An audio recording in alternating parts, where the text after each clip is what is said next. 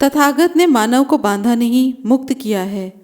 इतना ही नहीं, उन्होंने अपने बारे में कोई दावा भी नहीं किया। उन्होंने कहा, इसलिए मत मानो कि मैं कह रहा हूँ। मैं जो कह रहा हूँ उसे तर्क और विवेक की कसौटी पर कसो और मेरा कथन कसौटी पर खरा उतरे तो मानो। साथ में उन्होंने ये भी कहा, ना मैं प्रथम हूँ और ना अंतिम।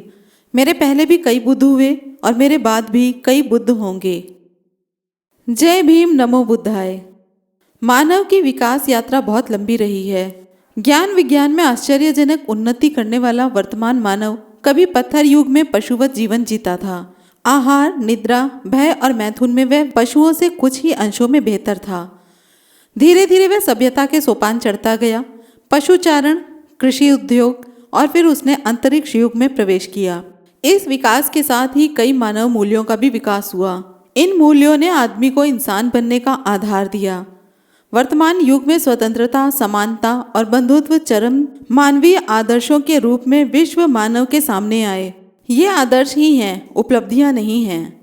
स्वतंत्रता, समानता और बंधुत्व ये चरम मानवीय आदर्श फ्रांस की राज्य क्रांति के उपज हैं।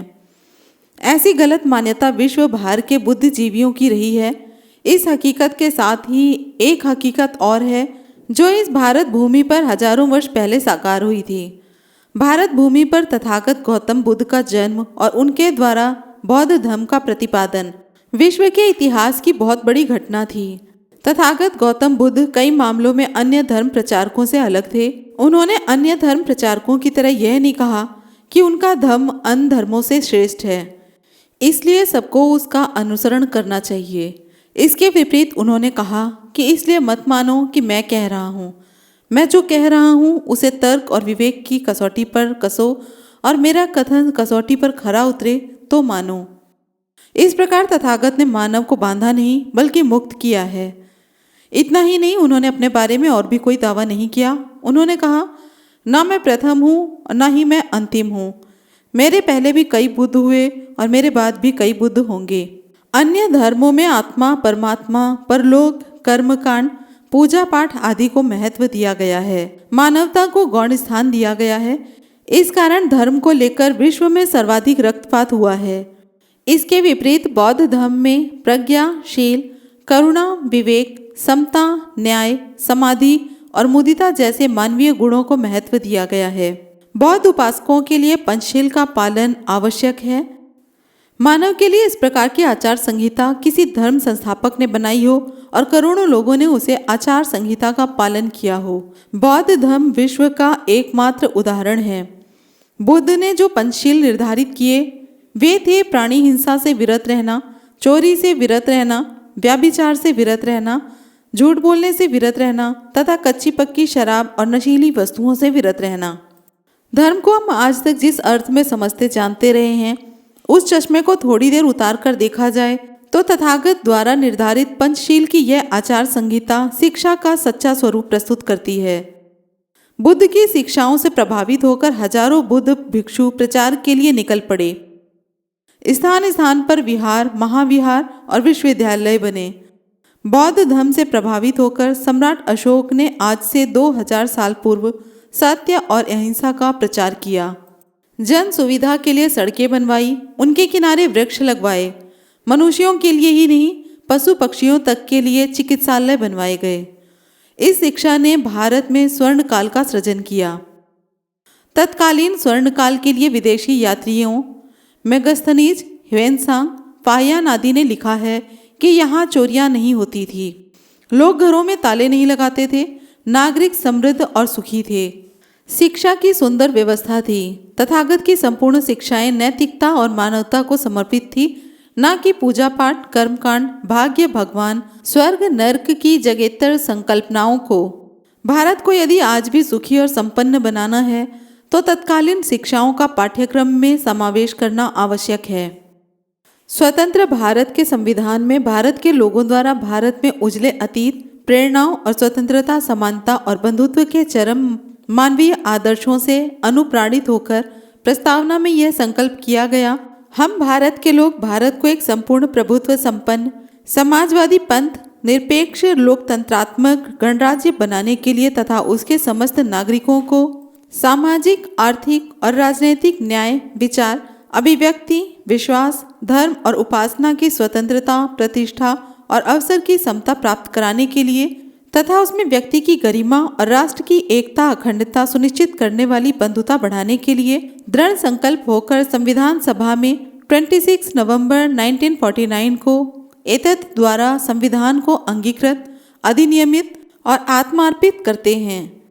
भारत के संविधान में भारत के समस्त नागरिकों को सामाजिक, आर्थिक और राजनीतिक न्याय, विचार, अभिव्यक्ति, विश्वास, धर्म और उपासना की स्वतंत्रता, प्रतिष्ठा और अवसर की समता प्राप्त कराने के लिए तथा उन सब में व्यक्ति की गरिमा और राष्ट्र की एकता को अखंडता सुनिश्चित करने वाली बंधुता बढ़ाने के लिए दृढ़ संकल्प व्यक्त किया गया है।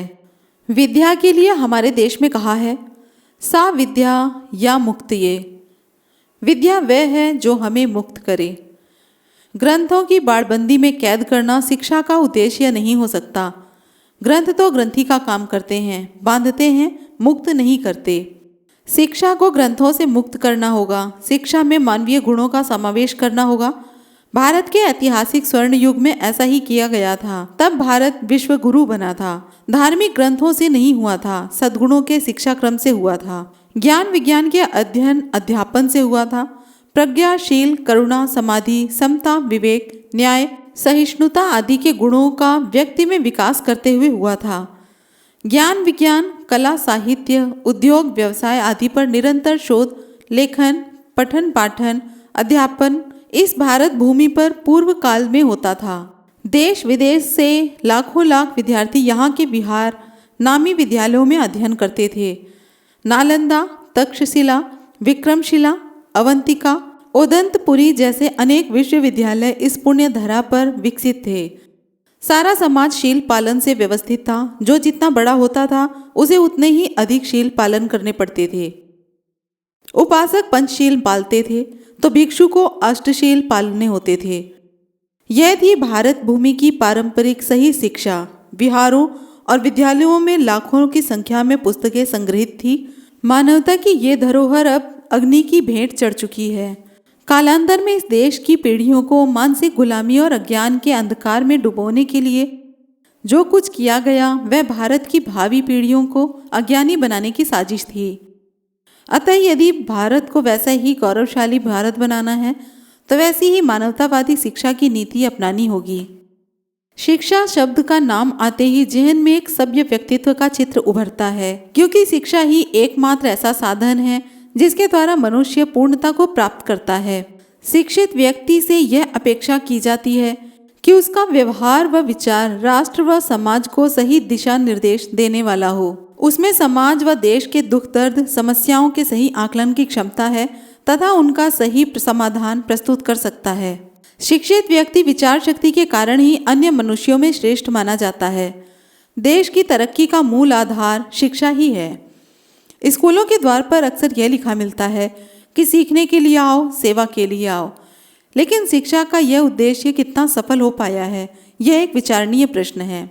संविधान को लागू हुए इतने साल बीत गए, लेकिन संविधान की अवधारणा का कितना पालन हो पाया है, यह भी एक गंभीर प्रश्न है। पूरे देश में भाषावाद, क्षेत्रवाद, संप्रदायवाद, आतंकवाद व धार्मिक अंधविश्वास का बोलबाला है। वहीं दूसरी ओर वंशवाद, भ्रष्टाचार आदि के कारण सरकारी योजनाओं का लाभ उन तमाम लोगों तक नहीं पहुंच पाता वे जिनके लिए बनाई जाती हैं। इसका कारण ये है कि करोड़ों जरूरतमंद शिक्षित तो बहुत दूर साक्षर भी नहीं हैं। इसी प्रकार आरक्षण को लेकर भी कभी पक्ष में कभी तो विपक्ष में आंदोलन चलते रहते हैं। सवाल यह है कि आरक्षण की अवधारणा के मुताबिक तथा संविधान की आत्मा के आधार पर कितना अनुपालन हो सका है। देश और समाज में अलगाववाद की भावना का तेजी से विकास हुआ है और यदि जनता सही मायने में शिक्षित नहीं बनेगी तो यह आगे भी जारी रहेगा, जो किसी भी हालत में राष्ट्रीय एकता व अखंडता के हित में नहीं होगा। आज तक सरकारों द्वारा शिक्षा के क्षेत्र में चलाई जा रही योजनाओं से शिक्षा का कितना भला हुआ। सरकारी शिक्षा नीति की दोहरी नीति व कार्य प्रणाली ही आम जनमानस के आक्रोश का कारण बनी है, क्योंकि एक तरफ सरकारी स्कूलों जिसमें कहीं शिक्षकों की कमी, कहीं बच्चों के बैठने की समस्या, तो कहीं हर साल बदलते पाठ्यक्रम से बच्चे व अभिभावक बदहाल हैं। वहीं दूसरी ओर शिक्षा का बढ़ता निजीकरण, जहां डोनेशन प्रणाली का बोलबाला है, साथ ही महंगी फीस के कारण आम गरीब आदमी का बच्चा उन स्कूलों में कदम रखने को मोहताज है। तीसरा यह कि सरकारी स्कूलों तथा प्राइवेट स्कूलों में पढ़ाई का माध्यम एक जैसा नहीं है। प्राइवेट स्कूलों में अंग्रेजी है तथा सरकारी स्कूलों में हिंदी, जिससे योग्यता के आकलन का मापदंड भी दोहरा है। इसके कारण शिक्षा का लाभ सभी को समान रूप से नहीं मिल रहा है।